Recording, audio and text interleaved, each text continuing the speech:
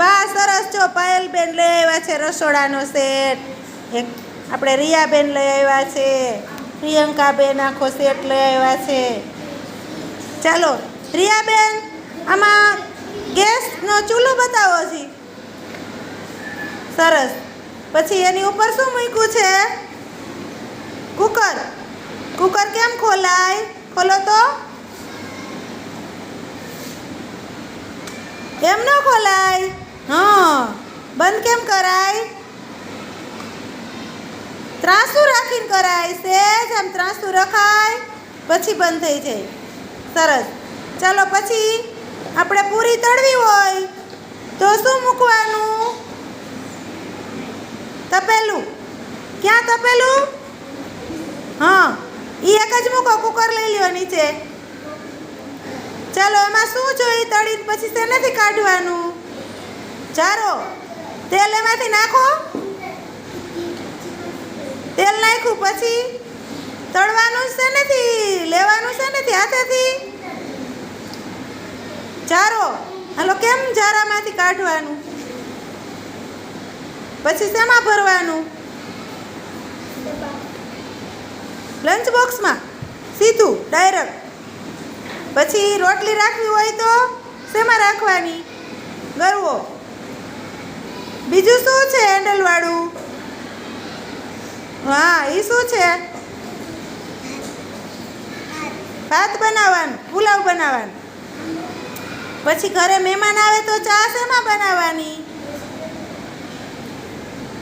ચા બનાવવાનું ક્યાં? હાથાવાળું તપેલું. પછી આપવાની શેમાં?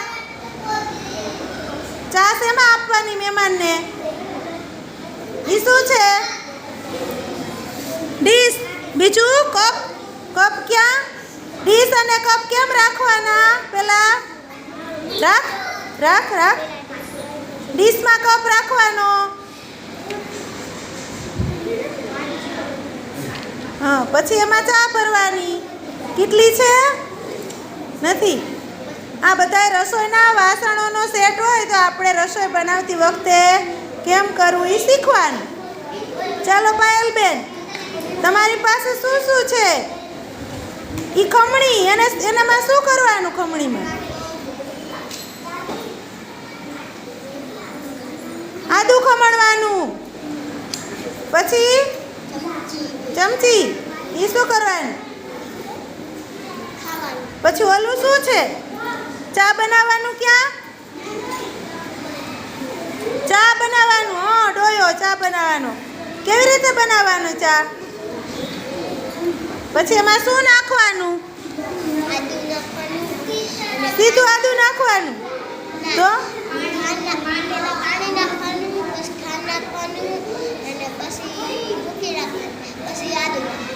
પછી આદુ. દૂધ. પછી ચા શેમાં આપવાની? કપમાં. ડીશ ક્યાં? એમ. સરસ.